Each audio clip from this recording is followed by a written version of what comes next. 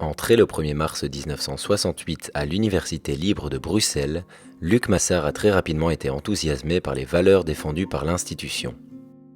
Début des années 70, alors qu'il présidait aux destinées d'une maison de jeunes jouxtant les campus, c'est le soutien du président André Jomotte et du bourgmestre d'Ixelles Albert de Meuter qui permettra à cette maison de s'ouvrir à tous les jeunes et à leur faire vivre ensemble de nombreuses aventures. Peu de temps après, c'est l'intervention du recteur Paul Faurier auprès de la commission culturelle qui permettra à Luc Massart d'y être invité en qualité de chargé des relations extérieures. Ceci permettra à l'université de participer à l'organisation de grands concerts au Paul Émile Janssen, de spectacles à l'auditoire Le Relais et à des animations avec les quartiers avoisinants. Dès 1976, Luc Massart fut nommé membre effectif de cette commission et ses mandats seront reconduits jusqu'à la fin de sa carrière. L'année 80 fut une année charnière pour lui. En effet, l'ULB le chargera d'assurer la gestion de résidences étudiantes. Plus qu'une fonction, ce fut une véritable passion pour laquelle il s'est investi pendant plus de 30 ans.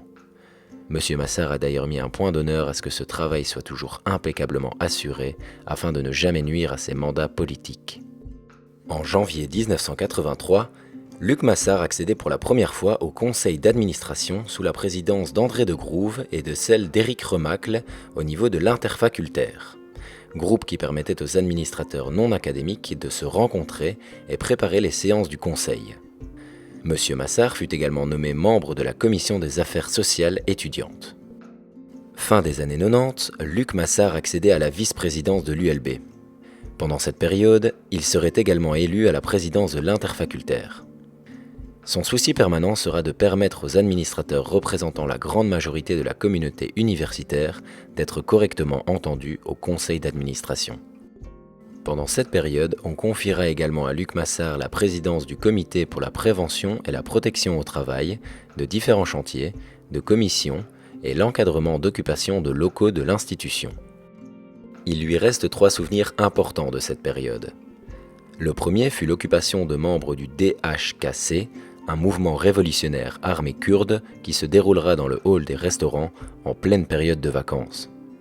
Seule autorité sur le campus, Luc Massart a dû faire face à cette occupation particulièrement délicate. Monsieur Massart profite de cette vidéo pour remercier Andrea Rea qui l'accompagnera dans cette mission et permettra, grâce à son habileté, de clôturer cette occupation sans incident.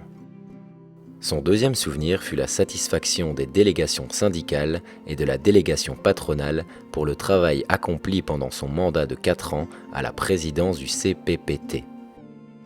Et enfin, en 3e position, la fierté d'avoir pu mener à bien la présidence d'un conseil d'administration particulièrement important qui se déroulait dans un climat social difficile en l'absence du président Robert Tollet.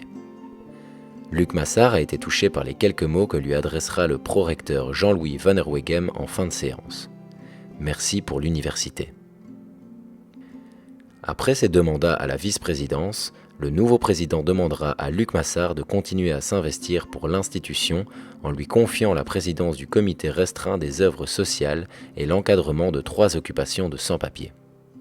La première occupation se déroulera à la résidence étudiante Mandela, la seconde durera 18 mois dans un immeuble de l'avenue Beuil, et la 3e, particulièrement impressionnante, composée de près de 500 personnes, dans le hall des sports.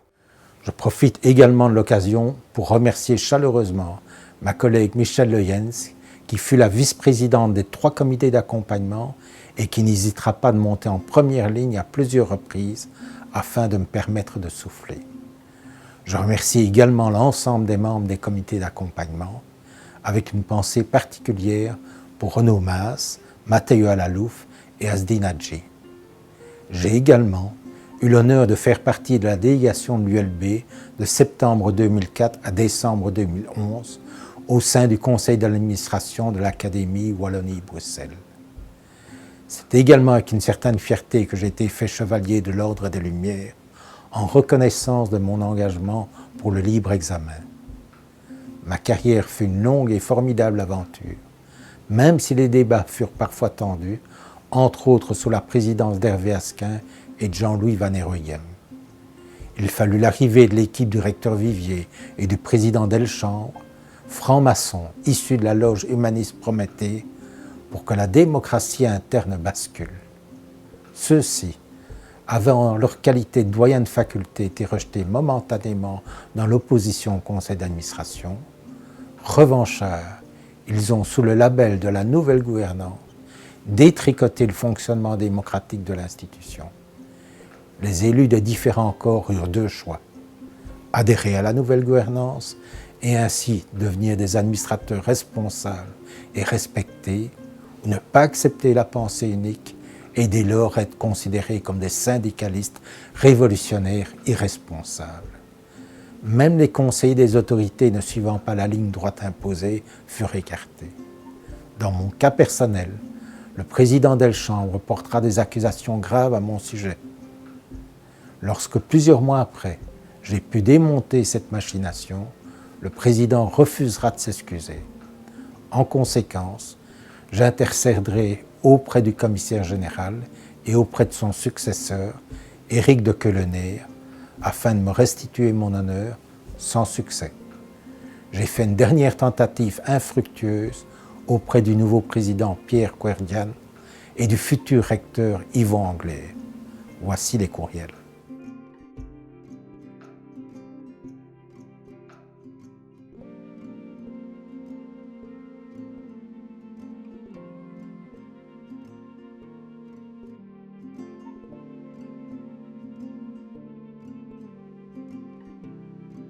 Au cours de mes derniers mois de travail à l'ULB, j'ai réalisé 5 clips retraçant mon demi-siècle d'investissement pour la Maison du Libre Examen. Cette période s'est malheureusement mal terminée. En effet, n'acceptant pas, en ma qualité de représentant de l'Interpacto, d'entériner la nouvelle gouvernance et la privatisation des logements comme seule issue possible pour l'université, le président Delchambre m'accusera d'avoir eu un comportement portant atteinte à la santé psychique et physique de plusieurs agents. Celui-ci prétendra se baser sur un rapport secret pour objectiver ces accusations. Malgré plusieurs demandes réitérées, il refusera systématiquement de communiquer ce rapport. C'est seulement 6 mois plus tard, après avoir rencontré un inspecteur au SPF Emploi, me signalant que l'ULB se comportait comme un employeur voyou, que j'ai fait demander par courrier recommandé que le président Delchambre respecte la législation. Après 7 mois, j'ai enfin reçu une synthèse du fameux rapport. J'ai dès lors découvert que les accusations portées contre moi concernaient mon chef de service, directeur du département. Ces accusations n'étaient d'ailleurs pas neuves. Elles lui avaient déjà été communiquées 3 ans plus tôt par le bureau de l'université, ainsi que via un blâme adressé par le prédécesseur du président Delchambre. Le directeur remercia d'ailleurs le président Van Heerhuyghem pour ses remarques, mais n'en tiendra visiblement pas compte. Plus grave encore, des accusations diffamatoires portées dans ce rapport l'étaient par des personnes ayant commis des irrégularités de gestion, dont du détournement d'argent. Il faut préciser que le détournement d'argent et les accusations portées à mon égard ne seront jamais traitées par M. Medoun. Plutôt que de prendre des mesures appropriées à la sauvegarde des intérêts de l'université et de ne présenter ses excuses, le président Delchambre m'octroya une promotion avec de nouvelles responsabilités, ce qui permettra au chef de service, directeur de département, de m'imposer des mesures contraires à une bonne gestion des résidences. Cette situation m'entraînera dans une véritable descente aux enfers qui aboutira à une longue période de maladie. Par la suite, le secteur des logements sera partiellement privatisé et alors que l'université nous demandait d'assurer une gestion performante et humaine de ce secteur d'activité tout en équilibrant les comptes, ce que j'ai mis en application pendant plus de 30 ans, les comptes issus de la nouvelle politique seront par contre présentés par le département financier sans inclure les frais payés aux promoteurs privés. En y intégrant ces montants, le déficit explosera en 2014 à concurrence de 1 million. Ces éléments prouvent que la nouvelle gouvernance ne vise pas une bonne gestion de l'université, mais simplement la destruction de la gestion démocratique de l'ULB, issue de mai 68, pour la transformer en une gestion non pas entrepreneuriale, comme indiqué dans la presse, mais bien par une gestion autoritaire.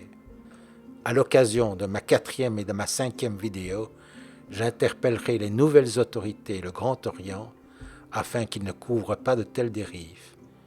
Mais comme seule réponse, je n'ai droit qu'au silence et au mépris. Vous comprendrez, Monsieur le Président, Monsieur le recteur élu, Monsieur le commissaire général, que pour faire le deuil de cette période et me reconstruire, il est indispensable de retrouver mon honneur et la reconnaissance de notre institution. N'ayant reçu aucune réponse à mon courriel du 18 mai, je me permets de vous le renvoyer. Au cas où je n'aurai aucune réponse à ce rappel, en déant la semaine, je devrais considérer que les informations communiquées n'intéressent et ne concernent ni le président, ni le futur recteur de l'ULB. Ils sont persuadés que je finirai par abandonner mon combat. À leur place, je ne serai pas optimiste. En effet, avec le recul, je me rends compte de l'ignominie du comportement du président Delchambre et du recteur Vivier, ce qui renforce ma détermination. Tant que les autorités ne briseront pas le silence, soit en démontrant que ce que je formule ne sont que foutaises, soit en s'excusant au nom de l'institution, tant que le corps académique minoritaire au sein de la communauté universitaire se comportera comme une caste dominante en détenant le pouvoir au niveau des nouveaux organes de décision de l'ULB, et enfin, tant que le Grand Orient n'ouvrira pas un chantier afin que certaines loges, à l'image d'organismes sectaires, ne défendent plus inconditionnellement leurs membres, je poursuivrai ce combat. Mon prochain clip se penchera d'ailleurs sur la gestion actuelle de l'ULB. Il démontrera que celle-ci est plus antidémocratique que celle d'application avant mai 68.